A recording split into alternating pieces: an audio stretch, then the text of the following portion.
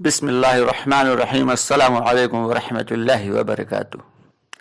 پیارے دوستوں اور عزیز بہنوں، میں یوسف ملک اور آپ دیکھ رہے ہیں دعوت جنت کا راستہ۔ دوستوں، ایک بار کی بات ہے کہ مدینہ المنورہ میں حضرت عمر فاروق رضی اللہ تعالی عنہ کے زمانے میں، یعنی آپ حضرت عمر رضی اللہ تعالی عنہ جب خلیفہ تھے تو اچانک مدینہ میں قحط پڑ گیا، اور قحط بھی اتنا سخت تھا کہ لوگ بھوکے ترسنے لگے بھوک کی وجہ سے، اور کھانے کے لیے اور پانی پینے کے لیے میسر نہ ہو رہا تھا۔ وہ حضرت عمر رضی اللہ تعالیٰ عنہ نے مصر کے گورنر حضرت عمرو بن العاص رضی اللہ تعالی عنہ کو خط لکھا کہ عمرو، کیا تمہیں پتا نہیں کہ مدینہ میں لوگ کھانے کو ترس رہے ہیں اور تم لوگ وہاں عیش سے کھا رہے ہو پی رہے ہو؟ کیا مدینے والوں کا کچھ خیال نہیں رکھ سکتے؟ آگے بڑھنے سے پہلے دوستو، آپ سے گزارش ہے کہ ہماری ویڈیوز کو لائک اور شیئر کر دیا کریں، اور ہمارے چینل کو سبسکرائب ضرور کر لیں اگر ابھی تک نہیں کیا ہے تو۔ اس کے ساتھ ہی ایک ہمارا دوسرا چینل بھی ہے، مکمل دین، جس میں مسائل کے اعتبار سے ویڈیوز اپلوڈ کی جاتی ہیں۔ آپ ہمارے اس دوسرے چینل یعنی مکمل دین کو بھی سبسکرائب کر لیں، اور وہاں سے بھی آپ کو بہت سارا اچھا کنٹینٹ ملے گا مسائل کے اعتبار سے، وہ مسائل جو ہمارے روزمرہ زندگی کے اعتبار سے ضروری ہیں ہم سب کے لیے جاننا۔ چلیے آگے بڑھتے ہیں۔ تو ہوا یوں کہ حضرت عمرو بن العاص رضی اللہ تعالی عنہ نے فرمایا کہ امیر المومنین، مجھے معلوم ہی نہیں تھا کہ مدینہ میں ایسا سخت ترین قحط پڑا ہوا ہے۔ اگر مجھے معلوم ہوتا تو میں پہلے ہی امداد بھیج دیتا۔ ٹھیک ہے، میں ابھی ایک زبردست قسم کا رسدی قافلہ، یعنی رسدی قافلہ وہ ہوتا ہے جس پر کھانے پینے اناج وغیرہ کا سامان لاد کر بھیجا جاتا ہے۔ چنانچہ انہوں نے ایک بہت بڑا قافلہ بھیجا، اونٹوں پر لدا ہوا اناج تھا، اور وہ اتنا بڑا قافلہ تھا اناج کا، اتنا بڑا کہ اس کا ایک اونٹ مدینہ منورہ میں تھا، تو آخری اونٹ جو تھا وہ قاہرہ میں تھا، یعنی مصر کی جو کیپٹل ہے قاہرہ۔ تو قاہرہ سے لے کے اور مدینہ کا سفر تقریباً 1 مہینے کا ہے، لگاتار اگر سفر کیا جائے تو، وہ بھی سواری کے ساتھ، اس زمانے کے اعتبار سے۔ اب اندازہ لگائیں دوستو، کتنا لمبا چوڑا قافلہ رہا ہوگا، اور کتنا زبردست قسم کی رسد اور کھانے پینے کا سامان حضرت عمرو بن العاص رضی اللہ تعالیٰ عنہ نے مدینہ والوں کے لیے بھیجا تھا۔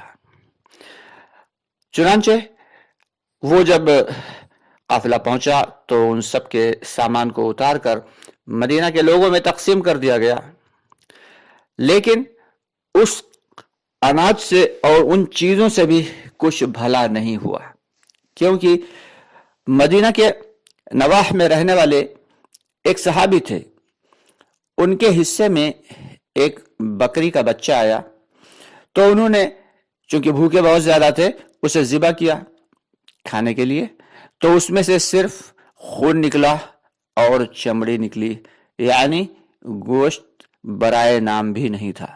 تو وہ صحابی جو تھے رونے لگے، اور روتے روتے انہوں نے کہا، یا محمد صلی اللہ علیہ وسلم، اگر آپ آج مدینہ منورہ میں ہوتے تو شاید ہمارے ساتھ یہ حال نہ ہوتا کہ ہمارا رزق تو جانوروں میں سے بھی اٹھا لیا گیا، پتہ نہیں اللہ ہم سے کیوں ناراض ہے۔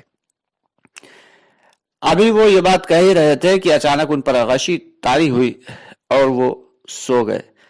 خواب میں دیکھا کہ حضرت محمد مصطفیٰ صلی اللہ علیہ وسلم تشریف لائے، اور انہوں نے کہا کہ جاؤ عمر سے کہنا کہ میں تو اس کو بڑا عقل مند سمجھتا تھا، بڑا ہوشیار سمجھتا تھا، لیکن اس نے تو بے وقوفی کی حد کر دی۔ اب یہ بات جب حضرت محمد صلی اللہ علیہ وسلم نے کہی، تبھی ان کی اچانک آنکھ کھلی، اور یہ صحابی تیزی سے دوڑتے ہوئے پہنچے حضرت عمر رضی اللہ تعالیٰ عنہ کے پاس اور آواز دیا ہے امیر المومنین. تو باہر جو دربان تھا اس نے پوچھا کیا بات ہے؟ جو باہر آدمی کھڑا ہوا تھا غلام، انہوں نے کہا کہ جاؤ کہہ دو کہ محمد صلی اللہ علیہ وسلم کا قاصد آیا ہے. اب جیسے یہ خبر اندر پہنچی، حضرت عمر رضی اللہ تعالیٰ عنہ ننگے پیر دوڑتے ہوئے باہر آئے کہ حضرت محمد صلی اللہ علیہ وسلم کا قاصد آیا ہے میرے پاس. دوڑتے ہوئے باہر آئے، پوچھا کیا بات ہے؟ تو انہوں نے پورا خواب بیان کیا. اب یہ بات جب حضرت عمر رضی اللہ تعالیٰ عنہ کو پتہ چلی تو سب سوچ میں پڑ گئے کہ آخر ایسی کون سی غلطی ہم سے ہو رہی ہے جو حضرت محمد صلی اللہ علیہ وسلم نے کہا ہے.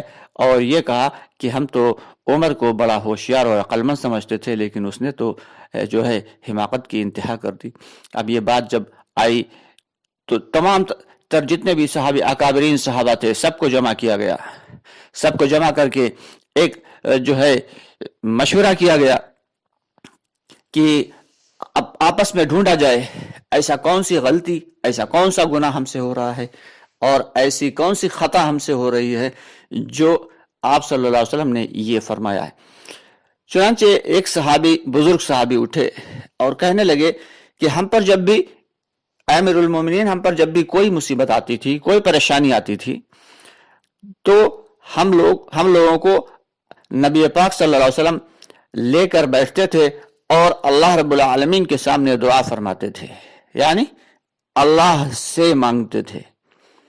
اب یہ سننا جو تھا تو حضرت عمر رضی اللہ تعالیٰ عنہ کے پیروں کے تلے سے زمین نکل گئی اور وہ رونے لگے اور اعلان کر دیا کہ کل سارے کے سارے لوگ میدان میں جمع ہوں گے اور وہیں پہ دعا ہوگی.